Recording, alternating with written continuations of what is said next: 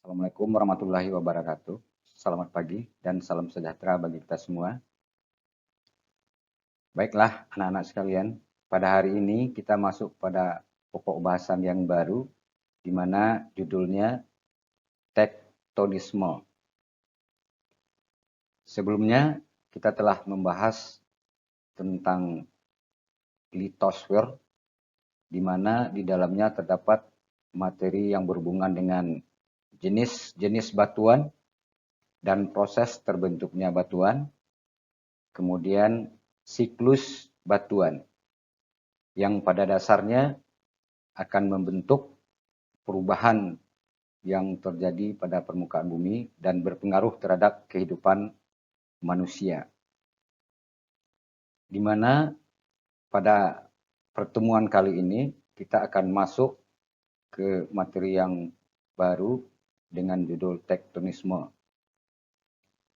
Di sini dapat kamu lihat di gambar judulnya relief muka bumi dan vulkanisme. Nantinya setelah mendengarkan pembahasan yang diberikan oleh guru, siswa itu dapat menjelaskan perbedaan tenaga eksogen dan endogen. Kemudian bagaimana bentuk-bentuk daripada permukaan bumi, baik itu di daratan maupun di lautan.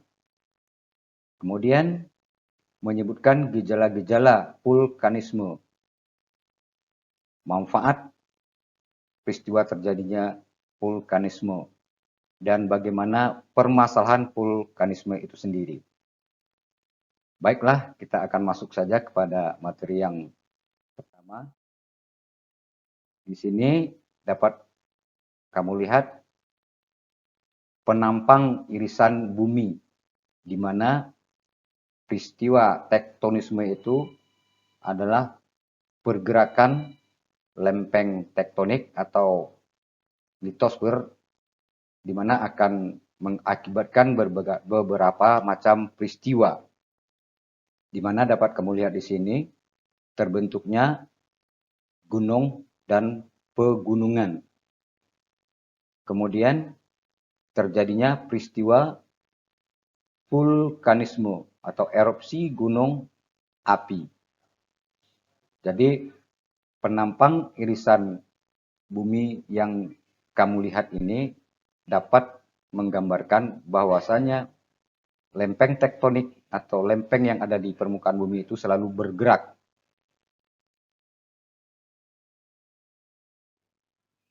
Kemudian di sini ada sub A, yaitu tenaga endogen.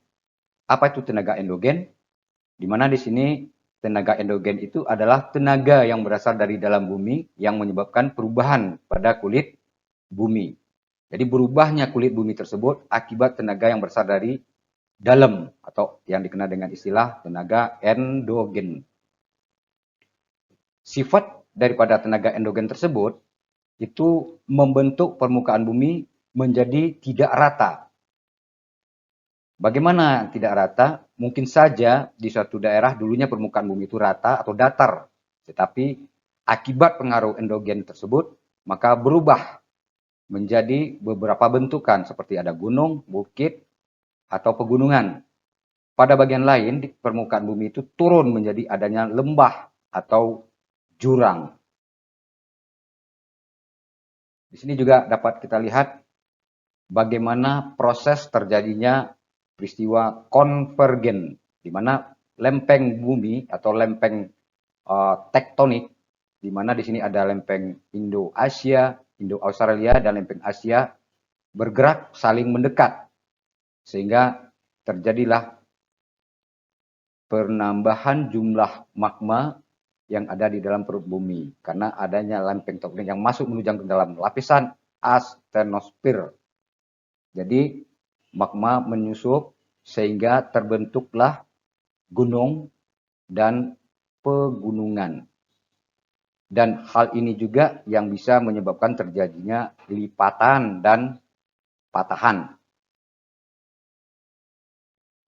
Secara umum tenaga endogen dibagi dalam 3 jenis, yaitu tektonisme, vulkanisme, dan ada gempa bumi. Sebagaimana yang tertera di depan, kamu dapat lihat apa itu tektonisme. Tektonisme itu adalah tenaga yang berasal dari dalam bumi yang menyebabkan terjadinya dislokasi atau perubahan letak dari batuan itu sendiri. Patahan dan retakan pada kulit bumi dan batuan. Jadi apabila terjadi pergerakan kulit bumi baik secara vertikal maupun secara horizontal, sehingga terjadilah perubahan letak struktur batuan kulit bumi tersebut, sehingga terjadilah patahan dan retakan di kulit bumi itu.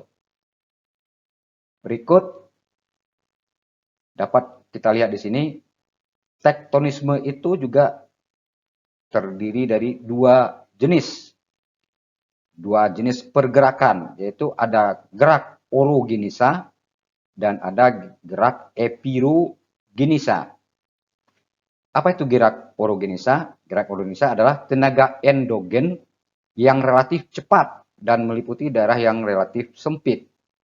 Gerakan ini menyebabkan terbentuknya pegunungan dan gunung. Contohnya terbentuknya deretan lipatan pegunungan muda, yaitu sirkumfasifik. Itu dikenal dengan gerak orogenisa. Relatif cepat dan wilayahnya sempit, sehingga terbentuklah gunung dan pegunungan. Kemudian yang berikut, gerak epirogenisa. Epirogenisa tersebut juga dibagi atas dua. Ada epirogenisa positif dan ada epirogenisa negatif. Jadi gerak epirogenisa itu adalah gerak kebalikan dari gerak orogenisa, di mana peristiwa pergerakan kulit bumi itu relatif lambat dan daerahnya lebih luas. Jadi pergerakannya tersebut itu relatif lambat dan meliputi wilayah yang lebih luas. Berikut di sini dicontohkan bagaimana peristiwa epirogenisa yang positif. Apabila di permukaan bumi bergerak turun, sehingga permukaan laut tampak seolah-olah naik. Di sini akan Bapak ulang. Bila permukaan bumi bergerak turun, sehingga permukaan laut tampak seolah-olah naik. Itu yang disebut dengan epirogenisa positif. Di sini ada gambar yang Bapak berikan. Apabila daratan itu bergerak turun, seolah-olah air laut terlihat naik. Itulah epirogenisa positif. Kemudian epirogenisa negatif. Ini sebaliknya aja. Apabila permukaan bumi naik sehingga terlihat seolah-olah permukaan air laut turun. Contohnya terjadi perubahan bentuk daratan di Teluk Hudson. Ini gambarnya dapat kamu lihat sendiri bagaimana proses naiknya daratan, naik, kemudian seolah-olah air laut itu surut atau turun. Sehingga luas daratan bertambah dan permukaan air laut atau luas dasar lautan itu berkurang. Itulah epirogenisa negatif. Kemudian akibat daripada peristiwa pergerakan lempeng tektonik tersebut juga terjadi patahan, di mana gerak orogenisa yang merupakan gerakan tekanan horizontal dan vertikal menyebabkan lapisan kulit bumi menjadi retak atau patah. Jadi retak dan patahnya kulit bumi itu akibat gerak orogenisa. Jadi ada tekanan horizontal maupun vertikal. Di sini dapat kita lihat bagaimana bentuk penampang permukaan bumi akibat peristiwa patahan tersebut.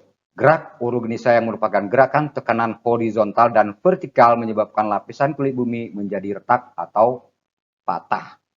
Di sini ada gambar, baik itu patahan normal ke samping, ya, dan ini dapat kita lihat pada gambar-gambar yang berikut selanjutnya akan ditayangkan. Oke, lanjut. Akibat daripada peristiwa pergerakan lempeng tektonik tersebut menyebabkan bumi itu bersifat dinamis, selalu saja mengalami proses perubahan. Baik itu di zona patahan, kemudian ada di zona lipatan. Di mana di sini dapat kita lihat ada peristiwa divergen dan konvergen. Peristiwa terbentuknya gunung dan letusan gunung api. Itulah yang menyebabkan adanya perubahan bentuk daripada permukaan bumi yang disebabkan oleh pergerakan lempeng tektonik yang selalu terus menerus. Di mana di sini ada peristiwa pergerakan kulit bumi yang masuk ke dalam sehingga bertambah jumlah magma yang ada di lapisan astenosfer. Sehingga terbentuklah atau terjadilah peristiwa erupsi gunung api atau terbentuknya gunung-gunung api di bahagian benua. Oke, kita lanjut. Di sini dapat kamu lihat bahagian dari sebuah patahan.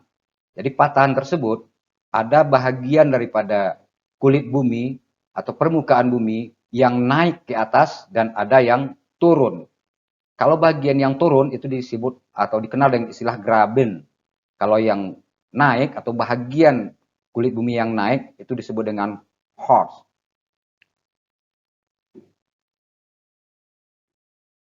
Sketsa sebuah patahan. Di sini patahan akibat daripada peristiwa pergerakan kulit bumi baik itu secara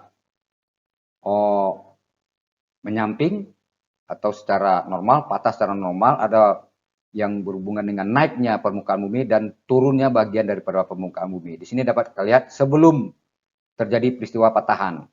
Kemudian ini ya sebelum. Kemudian dapat kita lihat kalau ada bagian permukaan bumi yang turun, itu disebut dengan graben. Ini turun sehingga terjadilah perubahan struktur batuan kulit bumi tersebut. Ini juga ada bagian kulit bumi yang naik ke atas, itu dikenal dengan istilah horst.